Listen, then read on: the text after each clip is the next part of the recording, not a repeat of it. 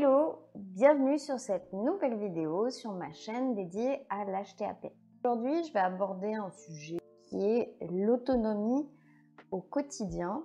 Donc lorsqu'on est atteint d'une maladie, peu importe, et en l'occurrence la mienne c'est l'HTAP, comment est-ce qu'on arrive à être autonome dans notre quotidien, ne plus faire appel à des infirmiers ou des infirmières, se débrouiller par soi-même. Alors, on a différentes choses qu'on peut mettre en place dans sa vie. Alors moi, je vous dirais la première chose à mettre en place, c'est la connaissance. Donc la première chose que j'ai envie de vous dire, c'est de vous connaître et de connaître votre maladie. Donc, se renseigner sur qu'est-ce que c'est, par exemple, là, pour moi, l'HTAP, comment ça agit au niveau de mon corps. Ensuite, essayer de comprendre les traitements qu'on a mis en place. Tel traitement sert à faire ceci, tel traitement sert à faire cela.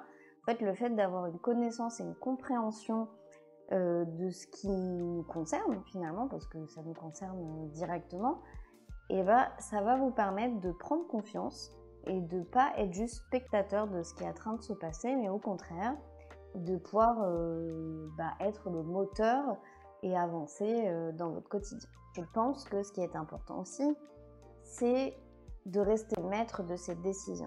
Alors, c'est pas évident parce que quand on arrive dans ce milieu, si je puis dire, parce que moi avant, j'avais jamais côtoyé les hôpitaux, j'avais jamais vu vraiment de médecin à part mon généraliste, et c'est vrai que on a l'impression en fait qu'on nous retire le choix de plein de choses, qu'on n'a pas le choix, qu'on doit prendre tel ou tel traitement, et parfois on ne nous explique pas assez bien ce que c'est.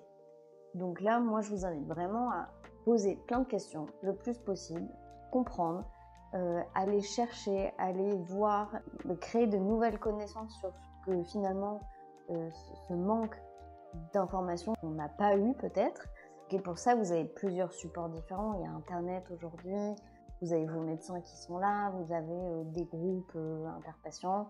Vous pouvez aussi laisser des commentaires et on peut aussi échanger sur certains sujets. Je reste persuadée qu'on a toujours le choix d'accepter ou pas de prendre un traitement, d'avoir un médecin, et puis si ce médecin ne nous convient pas, de pouvoir changer, de dire ok, je préférerais avoir une autre personne parce que je sens que le feeling avec cette personne ne passe pas, ou on n'arrive pas à se comprendre. C'est possible, on reste des humains, donc des fois on n'a pas la même façon de voir les choses. Même quand on est malade, on a le choix, il faut le savoir, on peut choisir.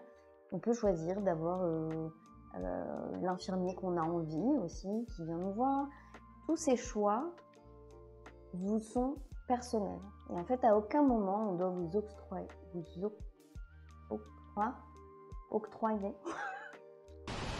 un moment, on doit vous octroyer ce droit de choisir. Donc ça, c'est important. Et je voulais d'abord commencer par là. Moi, l'autonomie, comment est-ce qu'elle s'est installée? Alors, moi, ça a été assez instinctif, si je puis dire. Moi, j'ai besoin de maîtriser, de comprendre, de savoir. J'ai toujours fonctionné comme ça. Donc là, évidemment, je veux dire, oui, on est trop dans la maîtrise des choses, il faudrait laisser un peu, etc. Oui, mais non. C'est-à-dire que par rapport à ça, moi, je suis de bien prendre mes cachets, de bien respecter quand même la plupart des choses qui m'ont été dites. Ça me permet aujourd'hui d'avoir une autonomie, et je suis autonome, je peux le dire aujourd'hui, à 100%, je pense. Je n'ai absolument pas besoin dans mon quotidien d'un infirmier. Alors j'ai mes médecins évidemment que je vois pour faire les contrôles, etc. Mais j'arrive à voyager, je suis capable de faire mon pansement d'ailleurs. Je vous montrerai après un petit peu comment est-ce que je fais. C'est quelque chose qui, je sais, fait peur à beaucoup, mais qui au final se fait très facilement. Et je pense qu'on n'est jamais mieux servi que par soi-même. Donc là, pour certaines choses, ou pour beaucoup de choses que je fais, je préfère largement le faire moi, être sûre de ce qui va être fait, et au moins je maîtrise toujours, pareil tout, voilà, de A à Z, c'est moi qui décide, c'est moi qui fais. Et s'il y a un truc à reprocher à quelqu'un, bah, ce sera à moi, ce sera pas une personne X ou Y. J'aurai pas de remords à dire je suis désolée, mais en fait moi j'aurais fait comme ça parce que là c'est pas bien fait. C'est moi qui l'ai fait, donc comme ça au moins, et bah il n'y a pas de problème, j'ai de problème avec personne, sauf avec moi-même. Et l'autonomie surtout, moi ça m'a permis de prendre le dessus sur ma maladie. Le fait que je sois autonome, à l'initiative de pas mal de choses dans ma vie, de pas me laisser aller, de pas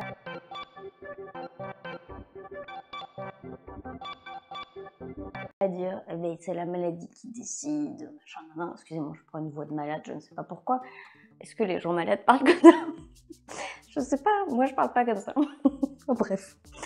Mais en gros, moi dans ma tête, je me définis pas comme juste malade. En fait, je pense qu'on est avant tout des personnes. J'ai ce mental qui me dit toujours, bah, c'est toi qui vas gagner, c'est pas la maladie. Et ça fait des années que c'est comme ça fait presque 10 ans maintenant. Et je pense que ça c'est hyper important. Et du coup, l'autonomie fait partie aussi de ce mental-là. Alors moi, j'ai été anciennement gymnaste dans ma jeunesse.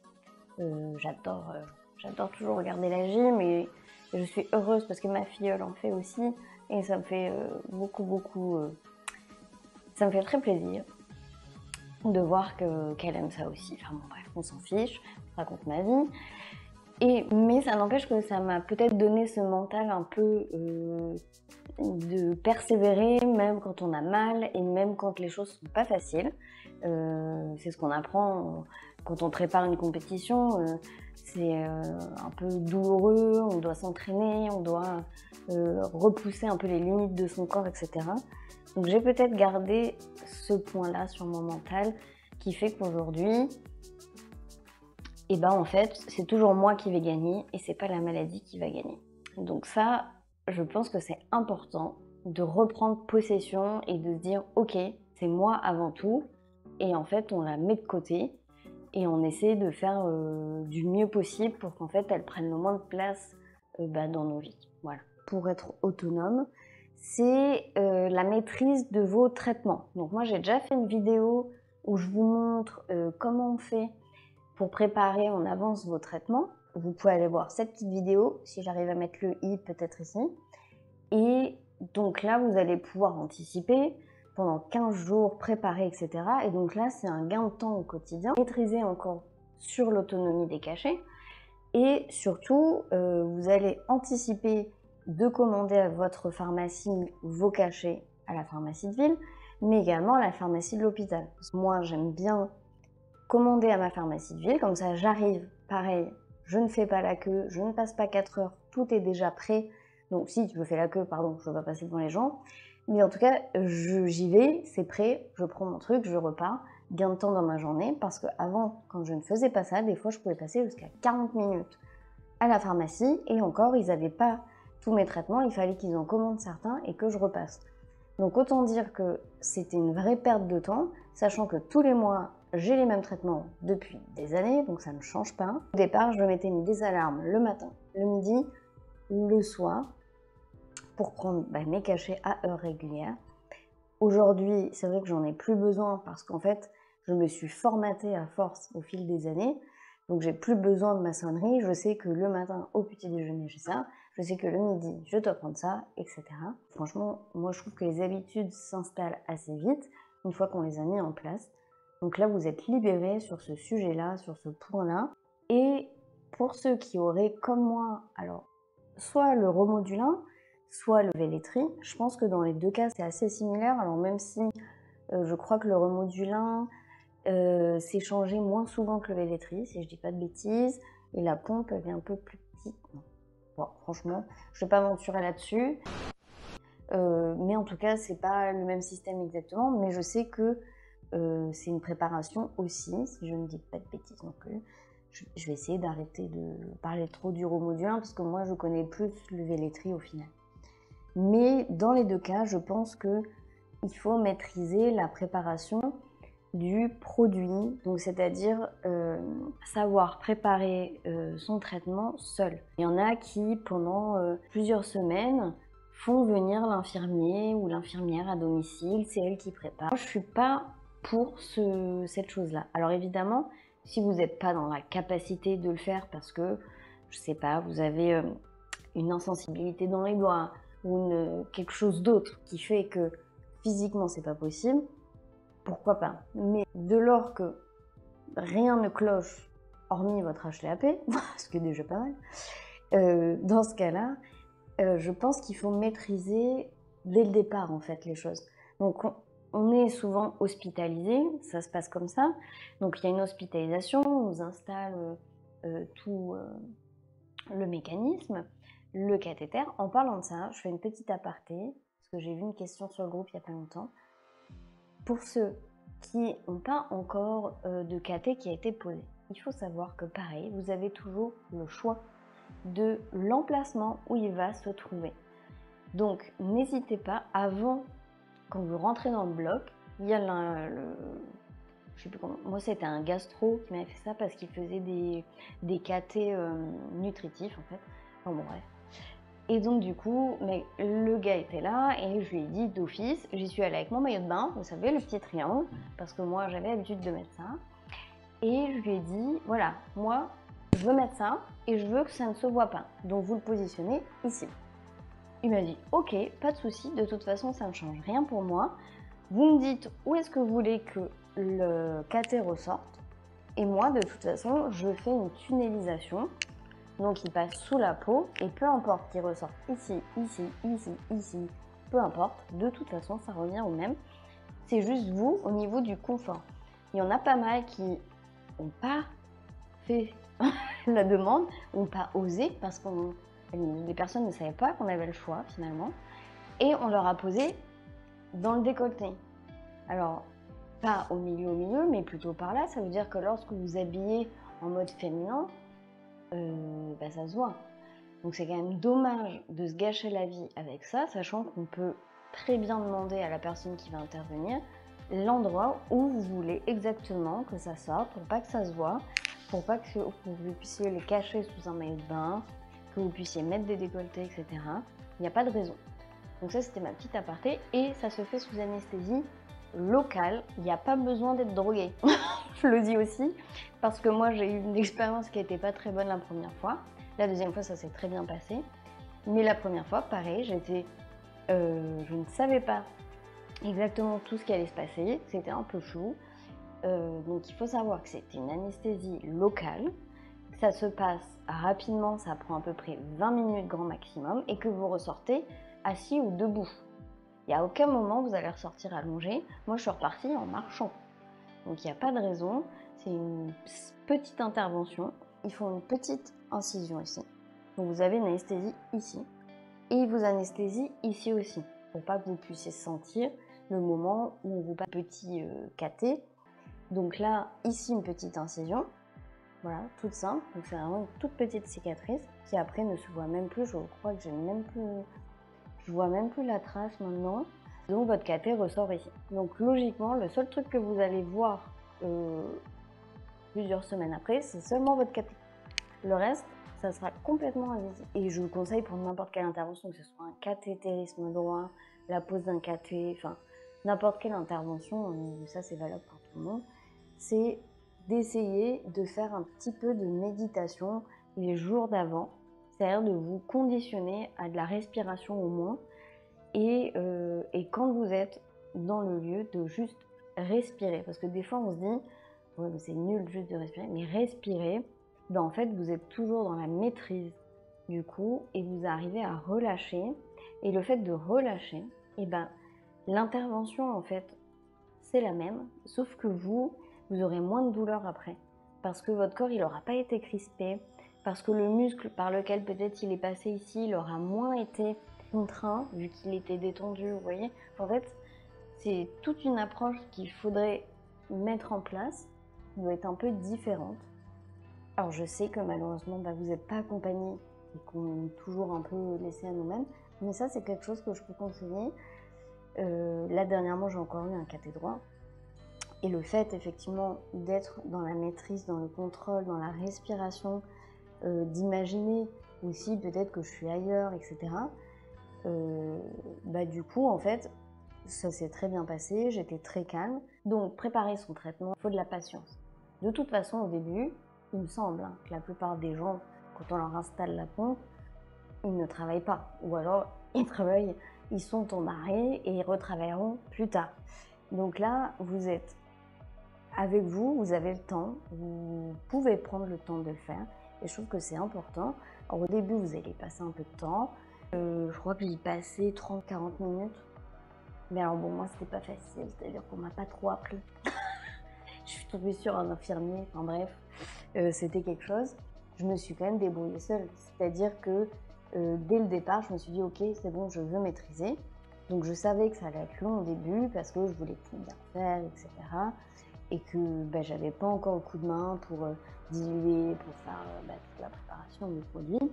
Mais finalement, au bout de quelques semaines, et je dirais peut-être un mois et demi, de 30-40 minutes, je suis passée à 20 minutes, 15 minutes. Et aujourd'hui, franchement, je dirais je mets 5 minutes, 10 minutes quand je dois changer la tube de l'eau. Allez, voilà, c'est hyper rapide. Après, ça devient un automatisme. Qu'est-ce qu'on peut maîtriser pour être autonome? Donc, comme je disais, il y a le fait de préparer son traitement. Et il y a aussi le fait de savoir faire ses pansements.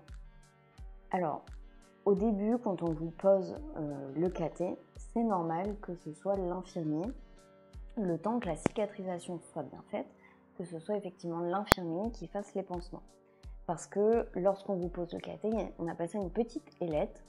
C'est un petit truc qui permet de maintenir et de faire en sorte que ça ne bouge pas et que le cathé se fixe bien au niveau du corps, et ensuite une fois qu'il est fixé, ça bouge plus. Mais du coup, pendant cette période, c'est vrai que c'est la cicatrisation, donc là c'est particulier, il faut vraiment qu'il y ait un infirmier qui soit bien formé, je le précise parce que le premier que j'ai eu, c'était pas le cas. Donc vraiment, toujours, vous avez le choix. Si vous trouvez que la personne ne fait pas bien les choses, comme on vous a expliqué à l'hôpital, voilà, qu'il y a un protocole et que vous voyez qu'elle respecte pas, qu'elle se lave pas bien les mains, qu'elle touche son téléphone pendant qu'elle fait votre truc, que je sais pas, enfin, il y a quelque chose qui vous chiffonne, vous pouvez toujours choisir de dire, ok, cette personne ne me convient pas, rappeler l'organisme, moi c'est Vitalaire, et leur dire, ok, moi cet infirmier, je ne veux pas ou plus travailler avec lui, donc trouvez-moi quelqu'un d'autre, et on vous dira jamais, ah ben non, on vous laisse, machin. De toute façon, ils trouveront toujours une solution, ça, il n'y a pas de problème. Une fois que la cicatrisation est finie, vous avez fait votre visite de contrôle à l'hôpital, on vous a dit c'est ok, tout va bien, je retire les lettres. Quand on vous retire les lettres, ça veut dire qu'il est fixé. Donc s'il est fixé, ça ne bougera plus. À partir de là, ce qui est bien, c'est de se dire ok, maintenant la cicatrisation est faite, je vais pouvoir apprendre à faire mon pansement. Sachant que ça va faire sûrement un mois que vous avez vu déjà plusieurs fois, soit l'infirmier, soit le médecin, refaire le pansement, etc. Donc vous avez déjà un peu compris comment ça fonctionnait. Le matériel, vous l'avez reçu, vous savez à chaque fois qu'est-ce qu'il vous faut, etc. Il suffira les fois suivantes où votre infirmier ou infirmière passe de dire ok, j'ai envie de le faire et j'ai envie que vous m'accompagniez et qu'on le fasse ensemble plusieurs fois jusqu'à temps que je me sente capable de le faire toute seule. Là, vous allez être accompagné et faire en sorte que vous atteigniez une autonomie au niveau de la réflexion de votre pansement. Donc là, il y a le petit kit à pansement. Voilà. Là, vous avez les ciseaux. Alors moi, j'utilise des ciseaux qui sont stériles.